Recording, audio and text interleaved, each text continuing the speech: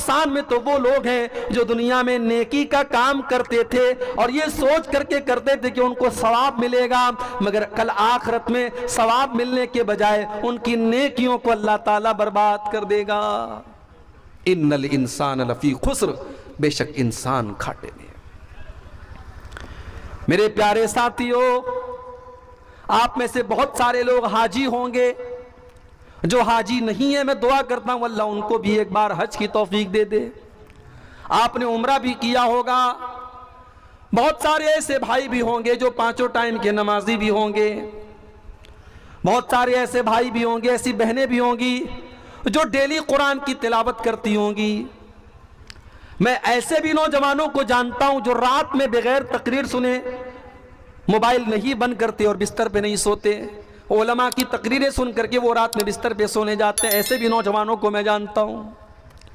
बड़ी अच्छी बात है, आप ये नेकी के काम कर रहे हैं, लेकिन मेरे भाइयों कल अल्लाह की बारगाह में अगर आपको ये बताया जाए कि आपका उम्रा, आपका हज, आपकी नमाज, आपकी तिलावत सब बर्बाद हो गई, अल्लाह के यहाँ उनको नहीं माना गया, अल्लाह के यहाँ उनका कोई सवाब नहीं है, तो सोचो आपको कितनी तकलीफ होगी। आइए एक हदीस पढ़ के सुनाता हूं, हो सब अपने दिल पर हाथ रख करके सोचें कि इस हदीस में जो बात बताई गई है कहीं ऐसा तो नहीं कि ये बात हमारे और आपके ऊपर फिट बैठ रही है। सहाबी का नाम नोट कर लो, सौबान रजी अल्लाह ताला अन्हु। बच्चा पैदा हो अगर आपके घर में तो नाम रख लो, बड़ा प्यारा नाम है, सहाबी का नाम है। और सहाबी का जब नाम आ जाए तो नाम का माना और मतलब नहीं देखा जाता, ये काफी है कि वो सहाबी का नाम है। सौबान रख लो नाम, ये नाम बड़ा प्यारा है, ये नबी के सहाबी का नाम है। सौबान रजी अल्लाह ताला अन्हु फरमाते हैं अल्लाह के प्यारे नबी ने फरमाया ला लमन्ना क़वामम मिन उम्मती यातूना यौमल क़ियामति बिहसनातिन अमसाल जिबाल तिहामत बीज़न। मैं अपनी उम्मत में ऐसे लोगों को जानता हूँ कल क़यामत के दिन वो आएंगे और पहाड़ों के बराबर वो नेकियां लेकर के आएंगे, वो हज लेकर के आएंगे, वो उम्रा लेकर के आएंगे, वो नमाज लेकर के आएंगे, वो ज़कात लेकर के आएंगे, वो सदका खैरात लेकर के आएंगे, वो बहुत सारी नेकियों को लेकर के आएंगे। फयजअलुहल्लाहु अज़्ज़ा व जल्ला हबाअम मंसूरा, अल्लाह ताला उनकी नेकियों को हवा में उड़ा देगा, उनकी नेकियों को बर्बाद कर देगा, उनकी नेकियां अल्लाह ताला के यहाँ काउंट नहीं होंगी। सहाबा डर गए, घबरा गए। हजरत सौबान कहने लगे अल्लाह के नबी वो कौन बदनसीब लोग होंगे, जरा खुल करके बता दीजिए। मेरे भाइयों, कुरान करीम की एक छोटी सी सूरत, बल्कि अगर मैं ये कहूं कि कुरान की सबसे छोटी सूरतों में से एक सूरत, जो हम में से अक्सर लोगों को याद भी होगी, हम नमाज में इसको पढ़ते रहते हैं, सूरह असर, वो मैंने आपके सामने खुतबे मसरूना के बाद तिलावत की है। आप जानते हैं कि कुरान करीम में टोटल 114 सूरतें हैं और 114 सूरतों में सूरह असर 103 नंबर की सूरत है और इसके अंदर टोटल 3 आयतें हैं और इसके अंदर 14 शब्द हैं। इस सूरत के अंदर 14 कलिमात हैं, 14 अल्फाज हैं। और ये सूरत इतनी इंपॉर्टेंट है, इतनी महत्वपूर्ण है कि इमाम शाफई रहमतुल्लाह अलैह फरमाते हैं कि अगर अल्लाह तबारक व तआला ने पूरा कुरान न उतारा होता, सिर्फ इस एक सूरत को उतारा होता तो बंदों के लिए काफी होता। इस एक सूरत के अंदर अल्लाह ताला ने इतनी अहम बातें, इतनी जरूरी बातें बयान की हैं कि अगर कुरान की बाकी 113 सूरतें न होती और सिर्फ ये एक सूरत होती तो इमाम शाफई जैसा आलिम दीन और इमाम कह रहा है कि काफी होती। इस सूरत की अहमियत का अंदाजा आप इससे लगाइए, बैहकी की रवायत है, तबरानी की सही रवायत है, हजरत अबू मदीना एक सहाबी हैं, हजरत अबू मदीना रज़ी अल्लाह ताला अन्हु रिवायत करते हैं, अल्लाह के प्यारे नबी के सहाबा जब एक दूसरे से मुलाकात करते थे, मिलते थे, यक़रउ अहदुहुमा अल आखिर सूरत अल असरी, जब दो सहाबी आपस में मुलाकात करते थे, जब दो सहाबी आपस में मिला करते थे, तो पहले एक दूसरे को सूरे अस्र पढ़ करके सुनाते थे। एक साहबी दूसरे साहबी से मुलाकात करता था तो पहले सलाम बाद में करते थे, पहले मुलाकात होती थी तो पढ़ते थे बिस्मिल्लाहिर्रहमानिर्रहीम वल अस्र इन्नल इंसाना लफी खुस्र इल्लल्लज़ीना आमनू व अमिलुस्सालिहाति व तवासौ बिल हक़्क़ि व तवासौ बिस्सब्र, ये सुनाते थे और उसके बाद वो सलाम करते थे। मेरे प्यारे साथियों, क्या यह सवाल पैदा नहीं होता कि आखिर इस सूरत के अंदर ऐसी क्या खास बात है कि सहाबा बार बार एक दूसरे को ये सूरत पढ़ करके सुनाते हैं? इसके अंदर कौन सा ऐसा सबक दिया गया है, इसके अंदर कौन सा ऐसा पाठ पढ़ाया गया है कि सहाबा सलाम के पहले ही सूरत को पढ़ा करते थे? मैं चाहता हूं कि आज की तकरीर में हम इस सूरत को समझ लें। इस सूरत में अल्लाह ताला हमसे क्या कहना चाह रहा है, इस सूरत का मतलब क्या है, इसकी तफसीर क्या है, मैं आज की तकरीर जो है इसी सूरत के ऊपर करना चाहता हूं।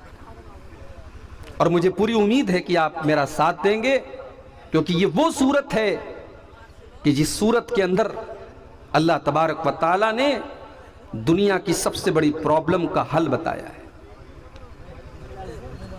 जानते हो दुनिया की सबसे बड़ी प्रॉब्लम क्या है? दुनिया का हर इंसान प्रॉफिट के चक्कर में, फायदे के चक्कर में, दुकानदार दुकान पर टाइम दे रहा है फायदे के चक्कर में, नौकरी करने वाला 8-8 घंटे 10-10 घंटे नौकरी कर रहा है वो भी फायदे के चक्कर में। इलेक्शन का टाइम करीब आता है, नेता घर घर जाता है, जलसों में जाता है, हिंदुओं के प्रोग्राम में जाता है, मुसलमानों के प्रोग्राम में जाता है, शादियों में जाता है, गमी और मैयत में जाता है। क्यों जाता है? प्रॉफिट के चक्कर में। यहां तक कि एक इंसान दूसरे इंसान से मीठी बोली बोल रहा है तो उस मीठी बोली बोलने के चक्कर में भी कोई ना कोई फायदा और कोई ना कोई प्रॉफिट है। दुनिया प्रॉफिट के पीछे भाग रही है, दुनिया फायदे के पीछे भाग रही है, लेकिन कुरान की ये सूरत बता रही है कि सारे के सारे इंसान तो खसारे में, लॉस में है, नुकसान में है। प्रॉफिट में तो सिर्फ वही लोग हैं जिनके अंदर 4 चीजें पाई जाएं। आइए तर्जमा देख लेते हैं इस सूरत का। वल अस्र,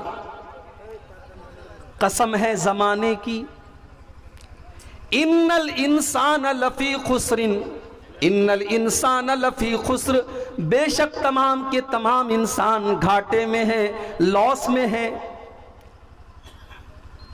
इल्लल्लज़ीना आमनू व अमिलुस्सालिहाति व तवासौ बिल हक़्क़ि व तवासौ बिस्सब्र, सारे के सारे इंसान घाटे में, मगर 4 चीजें जिनके अंदर पाई जाएं वो घाटे में नहीं है, वो फायदे में। वो दुनिया में झोपड़े में रहने वाला इंसान हो, वो सूखी रोटी और चटनी खाने वाला इंसान हो, वो पैवन लगा कपड़ा पहनने वाला इंसान हो, दुनिया की नजर में वो गरीब हो, फकीर हो, लेकिन अल्लाह की नजर में वो प्रॉफिट में, वो फायदे में, वो खसारे में नहीं है, जिसके अंदर 4 चीजें पाई जाएं। इल्लल्लज़ीना आमनू, जो ईमान वाला है, वामिलुस्सालिहाति, और नेक अमल करने वाला है, व तवासौ बिल हक़्क़ि, और सच्चाई की तबलीग करने वाला है, व तवासौ बिस्सब्री, और एक दूसरे को सब्र का सबक दे रहा है, एक दूसरे को सब्र करने की तालीम दे रहा है, सब्र करता है और दूसरों को सब्र करना सिखाता है। ये 4 चीजें जिनके अंदर पाई जाएं वो प्रॉफिट में है, वो फायदे में है, बाकी सारे के सारे इंसान घाटे में। ये था इस सूरत का तर्जमा। तर्जमा मतलब अनुवाद। अब बंगला में पता नहीं अनुवाद को अनुवाद बोलते होंगे। बंगला वाले तो थोड़ा गोल कर देते ना, दही को दोई बोल देते हैं। तर्जुमा माना, तो ये हो गया माना।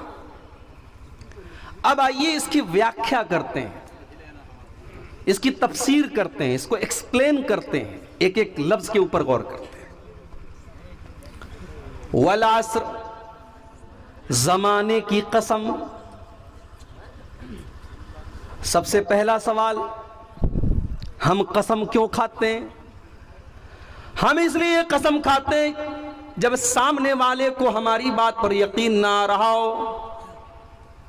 मिसाल के तौर पर किसी का 1000 रुपया चोरी हो गया, वो मेरे पास आया, अब्दुल गफ्फार साहब मेरा 1000 रुपया चोरी हुआ है, कहीं आपने तो नहीं लिया है? मैंने कहा नहीं भाई मैंने नहीं लिया है। मैंने अगर इतना कहा कि मैंने नहीं लिया है तो सामने वाले को डाउट हो सकता है, लेकिन अगर मैं ये कह दूं कि भाई साहब अल्लाह की कसम मैंने आपका पैसा नहीं लिया है, सामने वाला यकीन कर लेगा ये अल्लाह की कसम खा रहा है। यही तो होता है कसम का मतलब।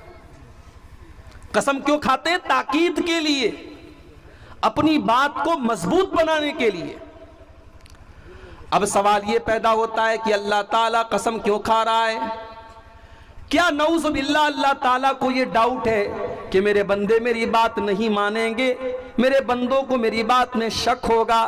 नहीं नहीं, अल्लाह की बात में किसको शक हो सकता है? अल्लाह तो अपने कुरान की शुरुआत में कहता है अलिफ लाम ज़ालिकल किताबु ला रैब फीहि हुदल लिल मुत्तकीन। मेरे बंदो ये जो किताब तुम पढ़ने जा रहे हो, जो तुम कुरान पढ़ने जा रहे हो, ला रैब, इसके अंदर कोई डाउट की, कोई संदेह की, कोई शक की कोई जगह ही नहीं है। इसका एक एक हर्फ सच्चा है, इसका एक एक शब्द सच्चा है, इस कुरान के अंदर कोई शक नहीं है।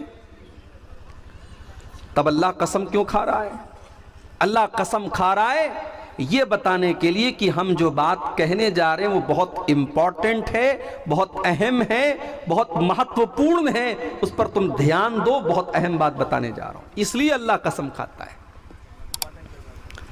अब यहां एक बात और समझ लीजिए, अल्लाह ताला जिसकी चाहे कसम खा सकता है।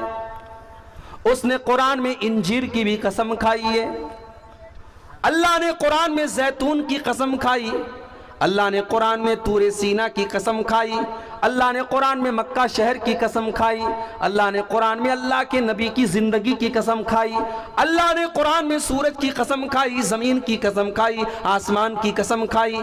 अल्लाह जिसकी चाहे कसम खा सकता है, मगर हमें और आपको ये इजाजत नहीं कि हम अल्लाह के अलावा किसी और की कसम खाएं। अगर हम अल्लाह के अलावा किसी और की कसम खाते हैं तो अल्लाह के नबी फरमाते हैं मन हलफ़ बिग़ैरिल्लाहि फ़क़द अशरक, जिसने अल्लाह के अलावा किसी और की कसम खाई तो उसने शिर्क किया। मियां बीवी में झगड़ा हो रहा है, बीवी कह रही है शौहर से अरे मैं झूठ नहीं बोल रही हूं, बच्चे की कसम, बच्चों की कसम लोग खा लेते हैं। शौहर बीवी के हाथ पर, सर पर हाथ रख करके कहता है मैं तेरी कसम खाता हूं। याद रखो मेरे प्यारे साथियों, न बीवी की कसम खाना जायज है, न बच्चों की कसम खाना जायज है, न माँ की कसम खाना जायज है, न महबूबा की कसम खाना जायज है। अल्लाह के अलावा किसी की कसम नहीं खा सकते। यहां तक के खाने काबा की कसम भी नहीं खानी चाहिए, इसलिए कि खाने काबा अल्लाह नहीं है, अल्लाह का घर है। हम खाने काबा की भी कसम नहीं खा सकते, क्योंकि सिर्फ और सिर्फ अल्लाह की कसम खाना है। खाने काबा तो अल्लाह का घर है, अल्लाह नहीं है। हमारे बहुत सारे गैर मुस्लिम भाई हैं, उनके दिमाग में यह बैठा हुआ है कि मुसलमान खाने काबा की पूजा करता है। उनको जाकर के सही बुखारी की वो हदीस पढ़ के सुना देनी चाहिए मेरे भाइयों कि हजरत उमर फारूक रजी अल्लाह ताला नो खाने काबा का तवाफ कर रहे थे, और खाने काबा का तवाफ करते हुए जब हजरे अस्वद के पास पहुंचे, हजरे अस्वद वही पत्थर है, काला पत्थर, तवाफ के दौरान जिसको चूमा जाता है, हजरत उमर फारूक रजी अल्लाह ताला ने उस पत्थर को चूमा और चूम करके क्या कहा, इन्नी आलमु अन्नका हजरुन मा तनफउ वला तजुर्रु, मैं जानता हूं कि तू एक पत्थर है, तू नफा नुकसान का मालिक नहीं है, तू किसी को फायदा नहीं दे सकता, तू किसी का नुकसान नहीं कर सकता। अगर मेरे नबी ने तुझे न चूमा होता तो मैं तुझे न चूमता, क्योंकि तुझे चूमना मेरे नबी का तरीका है, मेरे नबी की सुन्नत है, इसलिए मैं तुझे चूम रहा हूं। हजरत उमर ने दुनिया वालों को संदेश दे दिया कि मुसलमान हजर अस्वद की पूजा नहीं करता है, और हजरत बिलाल ने खाने काबा की छत पे खड़े होकर की अजान दे करके ये साबित कर दिया कि मुसलमान खाने काबा की पूजा नहीं करता। मुसलमान अगर खाने काबा का तवाफ करता है, उसकी परिक्रमा करता है, तो इसलिए करता है क्योंकि अल्लाह का आदेश है, अल्लाह का हुक्म है, उसके रसूल का तरीका है। खाने काबा हमारे नजदीक मुकद्दस तो है, मगर हम खाने काबा की इबादत नहीं करते, इसीलिए खाने काबा की, आप खाने काबा की कसम नहीं खा सकते। अगर आपको कसम खाना है तो आप कहेंगे रब्बे काबा की कसम, आप काबा की कसम नहीं खा सकते। एक और मसला याद कर लो, कुरान की कसम खा सकते हैं कि नहीं? बोलो भाई, खा सकते हैं कि नहीं खा सकते? खाते तो हैं लोग, बल्कि खाने का कुरान की कसम को तो सबसे ज्यादा अहमियत दी जाती है। भाई भाई में झगड़ा हो जाता है, अगर कोई भाई कुरान उठा करके कोई कसम खा ले तो पूरा जमाना कहता है यार उसने कुरान उठा के कसम खाई है, उसकी बात गलत नहीं हो सकती। याद रखो मेरे भाई, कुरान की कसम खा सकते हैं क्योंकि कुरान अल्लाह का कलाम है। जैसे अल्लाह की कसम खाना जायज है, वैसे अल्लाह के कलाम की कसम खाना जायज है, मगर कुरान हाथ करके कसम खाना जायज नहीं है, क्योंकि जो कुरान जो हमारे सामने मौजूद है, ये कुरान तो कागज का है, इसके पेज तो कागज के हैं, ये कागज और ये इसके ऊपर जो कागज लगा हुआ है ये अल्लाह का कलाम नहीं है, बल्कि उसके अंदर जो बातें लिखी हैं वो अल्लाह का कलाम है। तो हम जुबानी तौर पर कह सकते हैं कि कुरान की कसम, लेकिन कुरान हाथ में लेकर के अगर हम कहते हैं कि कुरान की कसम खाता हूं तो ये गलत है, और ये तरीका नबी से साबित नहीं, सहाबा से साबित नहीं। तो जो लोग अपने झगड़ों में कुरान उठा के कसम खाते हैं वो गलत करते हैं, इस हरकत से बाज आ जाए। वल अस्र, जमाने की कसम, अल्लाह जमाने की कसम खा रहा है। गो ये मैसेज दे रहा है, ये संदेश दे रहा है, ये पैगाम दे रहा है, मेरे बंदो ये जो जमाना है, ये जो टाइम है, ये जो समय है, इसकी कदर करो, ये बड़ा कीमती है। अगर समय तुम्हारे पास आज है तो कल नहीं होगा। इस समय की कसम खा करके अल्लाह ताला समय की अहमियत बता रहा है, टाइम की अहमियत बता रहा है।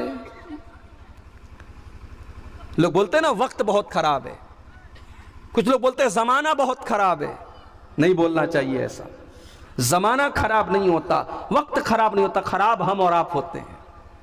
जमाना तो अल्लाह ताला चलाता है, वक्त को तो अल्लाह ताला चला रहा है, इसलिए ऐसा नहीं बोलना चाहिए वक्त बहुत खराब है।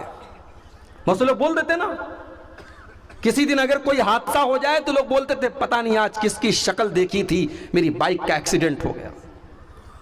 कारोबार में नुकसान हो जाए लोग बोल देते हैं पता नहीं आज किसकी शक्ल देख करके आया था, मेरा कारोबार में नुकसान हो गया। गलत है, ये चीज हराम है।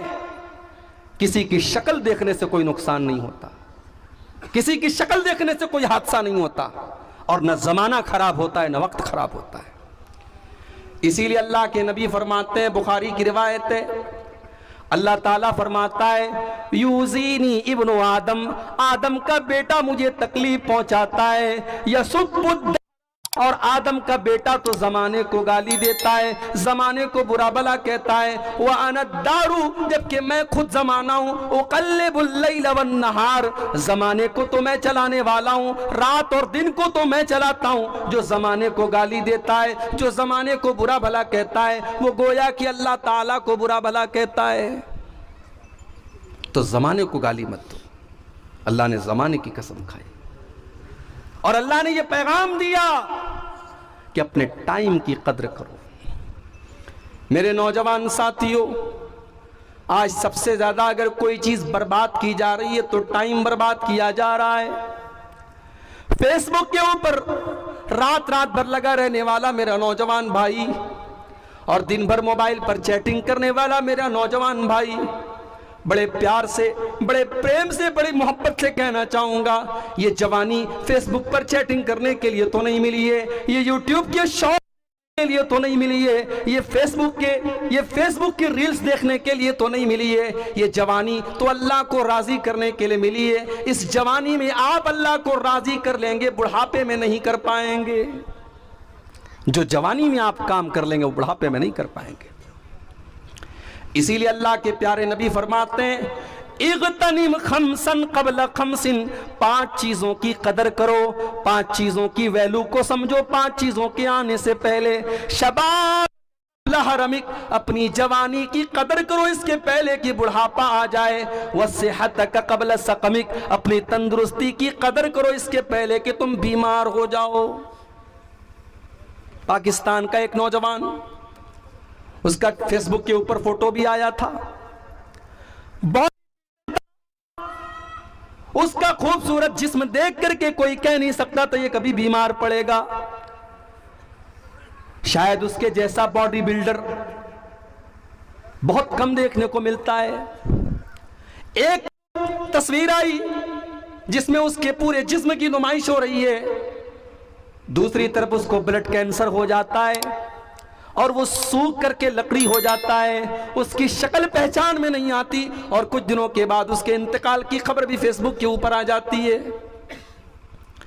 मेरे नौजवान साथियों, आज आपके पास सेहत है, तंदुरुस्ती है, आप मौज मस्ती कर रहे हैं, कोई शराब पी रहा है, कोई ज़िना कर रहा है, कोई गुटखा खा रहा है, कोई पान मसाला खा रहा है, कोई नाच गाने में व्यस्त है। मेरे प्यारे साथी, किस बात की क्या ये तंदुरुस्ती हमेशा आपके पास रहेगी। अगर आज अल्लाह ने तंदुरुस्ती दी है, इस तंदुरुस्ती की हालत में आप जितनी नमाज पढ़ सकते हैं, कल बीमारी की हालत में आप नहीं पढ़ पाएंगे।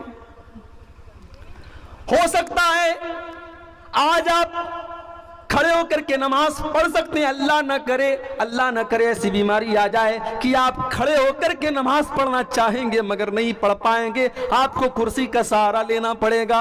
आज कितनी मस्जिद में लोग आज कुर्सी पर बैठ करके नमाज पढ़ते हैं, अल्लाह ने उनको इस लायक भी नहीं बनाया कि वो जमीन के ऊपर सजदा कर सकें। अगर अल्लाह ने आपको इस लायक बनाया है कि आप अल्लाह की बारगाह में सही सलामत सजदा कर सकते हैं, तो मेरे प्यारे साथियों, इस नेमत पर आप अल्लाह का शुक्र अदा कीजिए और इस सेहत की कदर कीजिए।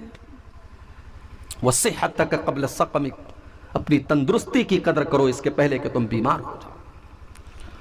वग़िनाक क़ब्ल फ़क़रिक, और अपनी दौलत की कदर करो इसके पहले कि तुम फकीर हो जाओ।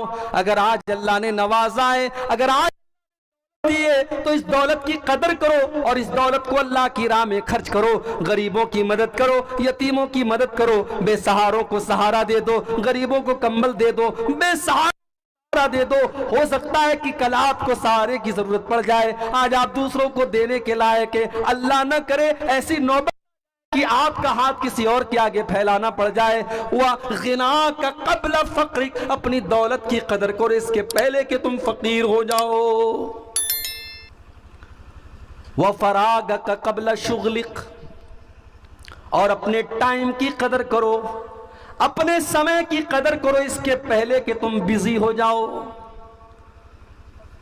कभी सोचो मेरे भाई, अपनी जिंदगी में फ्लैशबैक करके देखो, 5 साल पहले आपको जितनी फुर्सत थी आज आपको नहीं मिलती।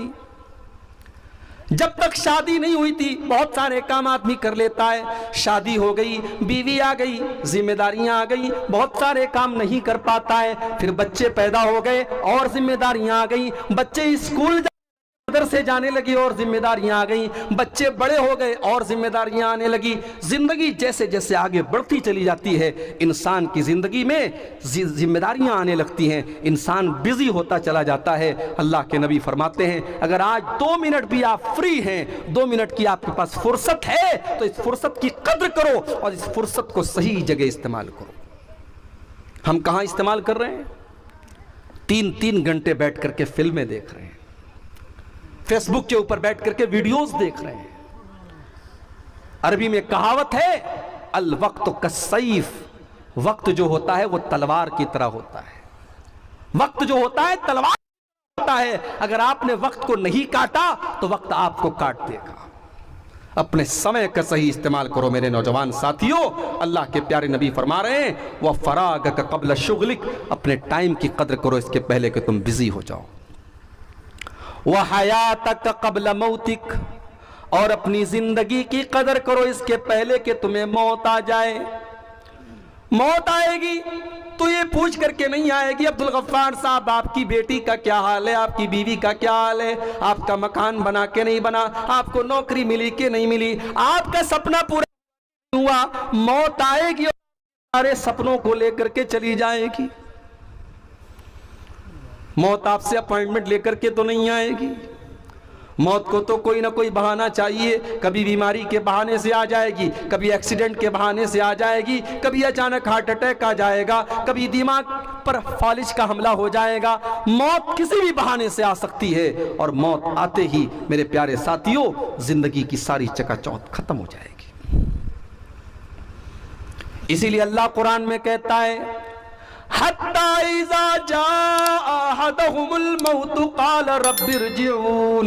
मेरे बंदो जब मौत का टाइम आता है, जब बंदे की मौत का टाइम आता है तो बंदा कहता है कि ऐ मेरे परवरदिगार मुझे एक मौका तू और दे दे, मुझे एक बार तू दुनिया में वापस भेज दे। लअल्ली आमलु सालिहा, ऐ अल्लाह मैं वादा करता हूँ अगर तू मुझे दुनिया में भेजेगा मैं नमाज नहीं पढ़ता था, 5 टाइम की नमाज पढ़ूंगा। ऐ अल्लाह मैं ज़िना किया करता था, भी ज़िना न करूंगा। ऐ अल्लाह मैं शराब, अब कभी शराब को हाथ न लगाऊंगा। ऐ अल्लाह मैं कुरान की तिलावत कभी नहीं करता था। ऐ अल्लाह मैं पढ़ूंगा। लअल्ली आमलु सालिहा, ऐ अल्लाह मैं वादा करता हूं कि तू एक बार मुझे वापस भेज दे, मैं नेक अमल करूंगा, मैं तुझे राजी करने वाला अमल करूंगा। अल्लाह फरमाता है कल्ला इन्ना कलिमतुन हुवा क़ाल, मेरे बंदे तेरी ये ख्वाहिश कभी पूरी होने वाली नहीं है। मौत आ जाए, मौत का टाइम आ गया, अब तुझे दोबारा दुनिया में नहीं भेजा जाएगा।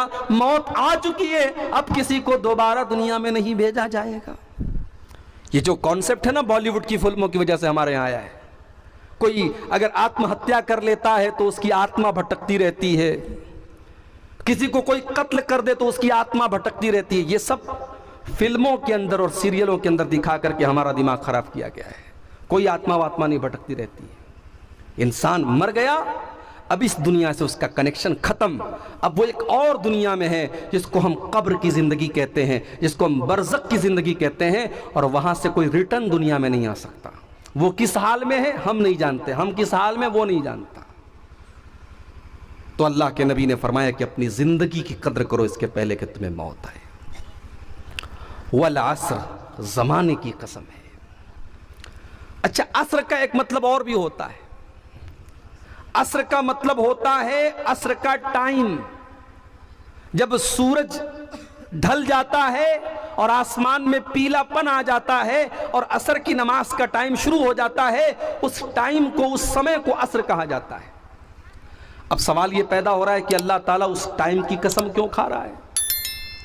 उलमा कहते हैं कि इसके पीछे भी अल्लाह ताला की एक बहुत बड़ी हिकमत है। अल्लाह ताला असर के टाइम की कसम खा करके ये बता रहा है, जिस तरीके से असर का टाइम आता है तो लोग धीरे धीरे अपने घरों को जाने लगते हैं, मजदूर अपना काम खत्म करने लगते हैं, किसान अपना काम खत्म करने लगता है, दुकानदार अपनी दुकान को लपेटने लगते हैं, बिजनेसमैन लोग धीरे धीरे अपने घर को वापस जाने लगते हैं। जब असर का टाइम आता है तो इस बात की पहचान होती है कि अब सूरज डूबने वाला है, अब दिन खत्म होने वाला है। ऐ इंसान, तेरी जिंदगी की असर का टाइम हो चुका है। ऐ इंसान, तेरी जिंदगी का सूरज कभी भी डूब सकता है, कभी भी तेरी जिंदगी खत्म हो सकती है। ऐ इंसान, जब भी तू अपने बिस्तर पर रात को सोने जाए तो ये सोच करके सोया कर कि हो सकता है कि वो तेरी जिंदगी की आखिरी रात हो। जब तू सुबह को उठे तो ये सोच करके उठ कि हो सकता है ये तेरी जिंदगी की आखिरी सुबह हो, तेरी जिंदगी की असर का टाइम शुरू हो चुका है। और बाज़ उलमा कहते हैं कि असर से मुराद यहां असर की नमाज है। अल्लाह ताला असर की नमाज की कसम खा रहा है। 5 टाइम की नमाजें, और 5 टाइम की नमाजों में सबसे अहम नमाज असर की नमाज है। असर की नमाज बीच की नमाज है। दिन की पहली नमाज फजर है, उसके बाद ज़ोहर है और बीच में असर की नमाज है। दो नमाजें रात में, दो नमाजें दिन में और बीच में असर की नमाज है। इसीलिए अल्लाह के नबी असर की नमाज को बड़ी अहमियत देते थे। अगर किसी की असर की नमाज छूट जाए, अल्लाह के नबी फरमाते हैं फ़कअन्नमा वो तेरा अहलुहु व मालुहु, गोया कि उसका माल खराब हो गया, उसके अहलो अयाल बर्बाद हो गए, उसकी फैमिली बर्बाद हो गई, उसका परिवार बर्बाद हो गया। असर की नमाज का छूट जाना बहुत बड़ा नुकसान है। अल्लाह के नबी कभी जल्दी किसी पर बद्दुआ नहीं करते थे। जंगे खंदक के मौके पर जब लड़ाई चल रही थी और लड़ाई की वजह से अल्लाह के नबी की असर की नमाज कज़ा हो गई, असर की नमाज छूट गई, यहाँ तक कि सूरज डूब गया और अल्लाह के नबी को मगरिब के टाइम पर असर की नमाज पढ़नी पड़ी। अल्लाह के नबी ने बद्दुआ की, अल्लाह के नबी ने काफिरों के ऊपर बद्दुआ की। आपने फरमाया मल अल्लाह नारा, अल्लाह उनके घरों को और उनकी कब्रों को जहन्नम की आग से भर दे। शगलूना अनिस सलातिल वुस्ता, उनकी वजह से हमारी असर की नमाज कज़ा हो गई, हमारी असर की नमाज छूट गई। तो असर की नमाज बड़ी इंपॉर्टेंट नमाज है। अल्लाह ताला असर की नमाज की कसम खा रहा है, जमाने की कसम, असर की नमाज की कसम, असर के टाइम की कसम। इन्नल इंसान लफी खुस्र, जमाने की कसम खा करके अल्लाह ताला क्या बात कह रहा है, बेशक सारे के सारे इंसान घाटे में। इंडिया का इंसान भी घाटे में, सऊदी अरब का इंसान भी घाटे में, अमेरिका का गोरा भी घाटे में, अफ्रीका का काला भी घाटे में। आदम अलैहिस्सलाम की जितनी औलादें, सारे के सारे इंसानों के बारे में अल्लाह कह रहा है इन्नल इंसान लफी खुस्र, बेशक सारे के सारे इंसान घाटे में।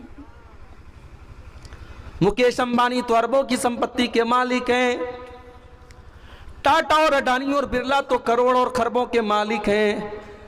अय अल्लाह, क्या वो भी खसारे में? नल इंसान लफी खुस्र, बेशक सारे के सारे इंसान घाटे में।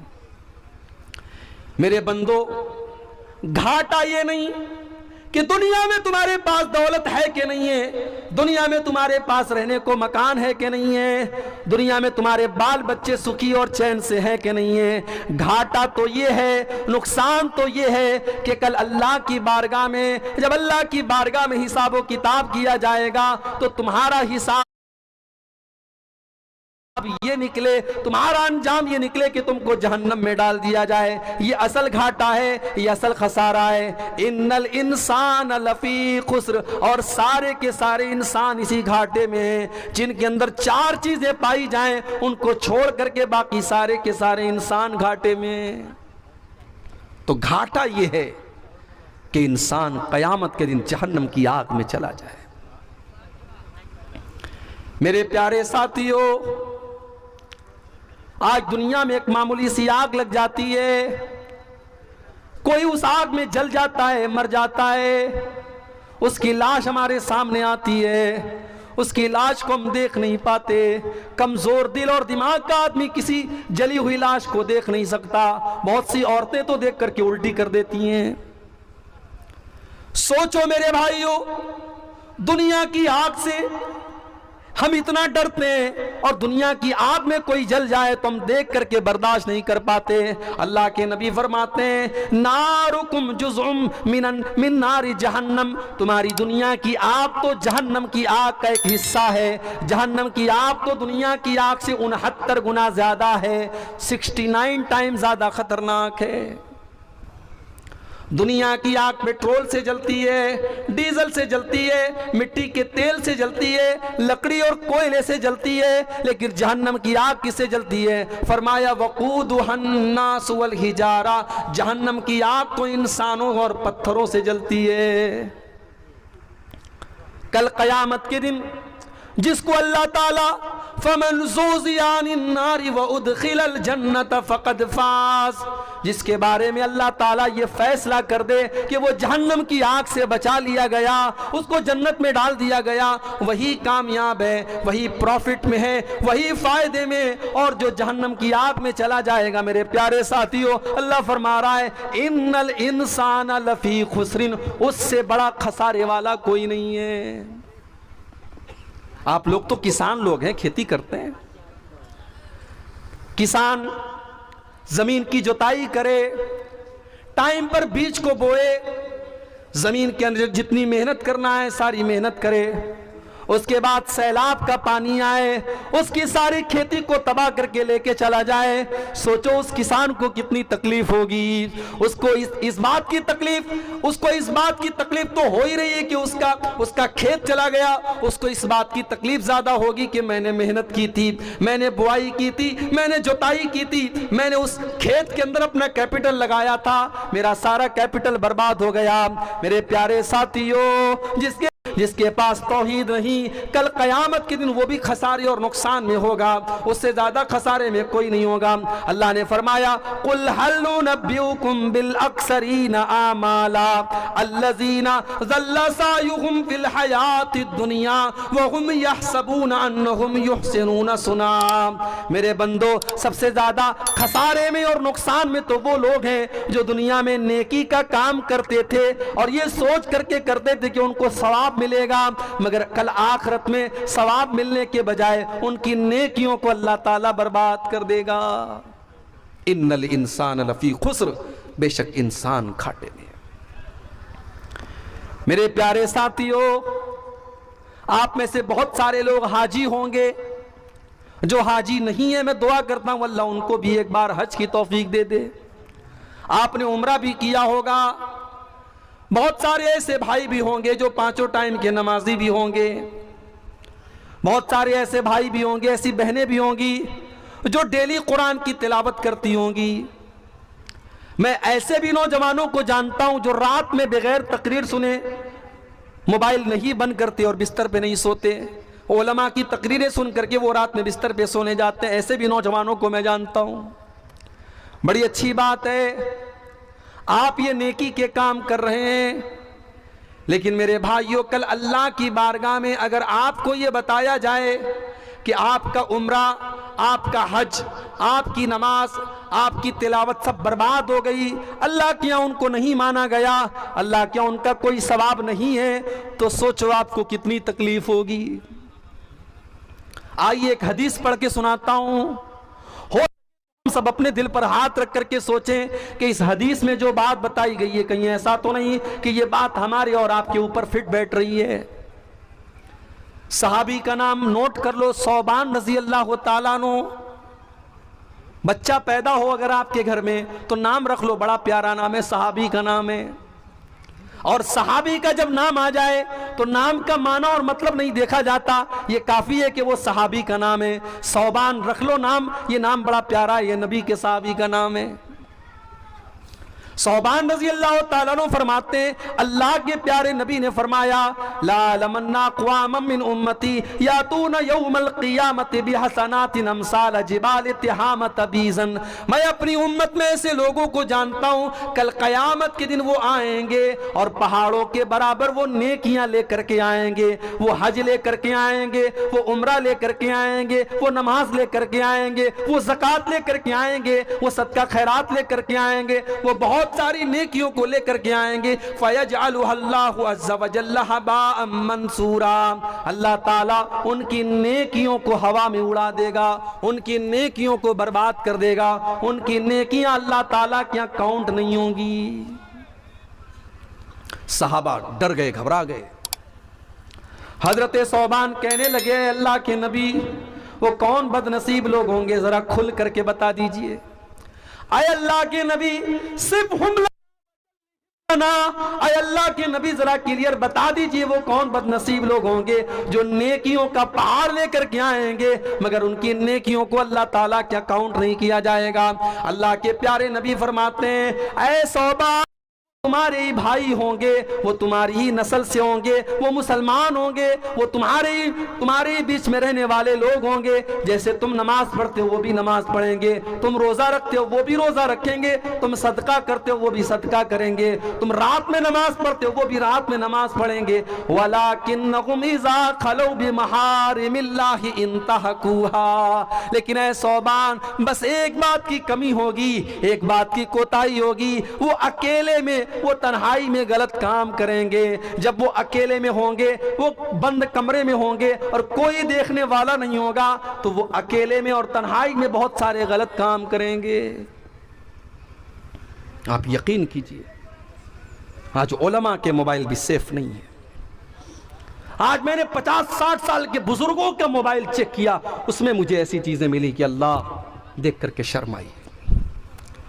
मेरे प्यारे साथियों, मोबाइल के इस दौर में, स्मार्टफोन के इस दौर में, इस हदीस को हमको समझने की ज़रूरत है। आज उलमा से लेकर के जाहिल तक और बच्चों से लेकर के बूढ़ों तक इस मोबाइल ने सबको इस गुनाह में डाल दिया है। आज सबसे बड़ा खतरा जो हमारे ऊपर मंडला रहा है, हम बज़ाहिर तो नमाज भी पढ़ रहे हैं, हम जलसों में जा रहे हैं, हम तकरीर भी कर रहे हैं, लंबी लंबी दाढ़ी भी है, हम हाजी भी हैं, हम नमाजी भी हैं, मगर हम जब अकेले में हैं, जब तन्हाई में, हम मोबाइल पर क्या देख रहे हैं, किससे बात कर रहे हैं, कोई नहीं जानता। वो तन्हाई में जो गुनाह हम कर रहे हैं मेरे प्यारे साथियों, वो गुनाह हमारी नेकियों को खा रहा है, वो हमारी नेकियों के लिए दीमक बन चुका है।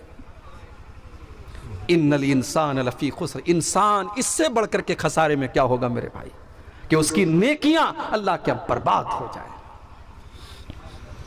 हमारे कितने नौजवान भाई हैं, रात को बिस्तर पे जब वो सोते हैं तो कानों में हेडफोन लगा करके सोते हैं, गाना सुन करके वो सोते हैं और नींद आ जाती है और बड़े फखर हैं। मैं जब म्यूजिक सुनता हूं तो मेरे दिल को सुकून मिलता है, जब मैं अपने फेवरेट सिंगर का गाना सुनता हूं तो मेरे दिल को सुकून मिलता है। मेरे प्यारे भाई, उसी गाना को सुनते हुए अगर तुझे मौत आ गई, बिस्तर पे सोने के जाने के टाइम अल्लाह के नबी ने जो दुआ हमको सिखाई है, उस दुआ में हम क्या कहते हैं, अल्लाहुम्मा बिस्मिका मूतु अहया, ऐ अल्लाह मैं तेरे ही नाम से मरता हूं और तेरे ही नाम से जीता हूं। इसलिए कि जो नींद होती है वो भी एक तरीके की मौत होती है। नींद में भी अल्लाह ताला हमारी रूह को कब्ज करता है और जब हम सो करके उठते हैं तो अल्लाह हमारी रूह को वापस डाल देता है। इसीलिए जब आदमी नींद में होता है तो होशो हवास में नहीं होता है। इसीलिए अगर नींद की हालत में कोई गुनाह हो जाए तो अल्लाह ताला क्या उस पर पकड़ नहीं होगी, क्योंकि नींद की हालत में इंसान होशो हवास में नहीं रहता है। मेरे प्यारे साथियों, आप गाना सुनते हुए सो गए, उसी हाल में आपको मौत आ गई। सोचो मेरे भाइयों, कल अल्लाह की बारगाह में जब आप उठेंगे, कयामत का दिन होगा। अल्लाह के नबी फरमाते हैं, कुल्लु अब्दिन युबासु अला मा माता अलैहि, हर बंदा इस हाल में कयामत के दिन उठेगा जिस हाल में मौत आई होगी। जो गाना सुन करके सोया था, हाल में अगर वो सोया रह गया, उसी हाल में उसको मौत आ गई, तो कल कयामत के दिन वो गाना सुनते हुए उठेगा। जो गंदी फिल्में देख करके सोया था, वो गंदी फिल्में देख करके कयामत के दिन उठेगा। जो ज़िना करते हुए मर गया था, वो ज़िना करते हुए कल कयामत के दिन उठेगा। जो शराब में मरा था, कल शराब के नशे में उठेगा। जो नमाज पढ़ते हुए मरा था, कल अल्लाह की बारगाह में सजदा करते हुए उठेगा, नमाज पढ़ते हुए उठेगा। कुल्लु अब्दिन युबासु अला मा माता अलैहि, बंदा जिस हाल में मरेगा उसी हाल में उठाया जाएगा। सऊदी अरब का एक वाकया वहां के कालिम दीन ने लिखा, मेरे नौजवान साथी सुने, बड़ी इबरत की बात है। 4 नौजवान कार का सफर कर रहे थे। चारों नौजवान कार पर बैठे हुए थे। सऊदी अरब के रोड पर कार चल रही है। वहां की रोड बिहार और झारखंड से भी ज्यादा शानदार और चिकनी रोड है। पूरी स्पीड में गाड़ी जा रही है। एक्सीडेंट हो जाता है। 4 नौजवानों में से 3 नौजवान ऑन द स्पॉट मर जाते हैं। एक नौजवान बच जाता है, लेकिन वो भी आखिरी सांसें ले रहा है। ट्रैफिक पुलिस वाले जब उस नौजवान के पास पहुंचते हैं जो आखिरी सांसें ले रहा है, उससे पूछते हैं कि धड़कनों में तेरे गीत है, रहमत जी, किसी ने आपको दिल से याद किया है। के शर्म से लब से ले हुए, रहमत जी, किसी ने आपको दिल से याद किया है। ये सिलसिले हुए दूर रहमत जी, किसी ने आपको दिल से याद किया है। हुए, ये गिला है आपके रहमत जी, किसी ने आपको दिल से याद किया है। फूल भी है दरमियां तो फासले, रहमत जी, किसी धड़कनों में तेरे गीत है, रहमत जी, किसी ने आपको दिल से याद किया है। के शर्म से लब से ले हुए, रहमत जी, एक्सीडेंट कैसे हुआ, उससे पूछते हैं तुम्हारा नाम क्या है, उससे पूछ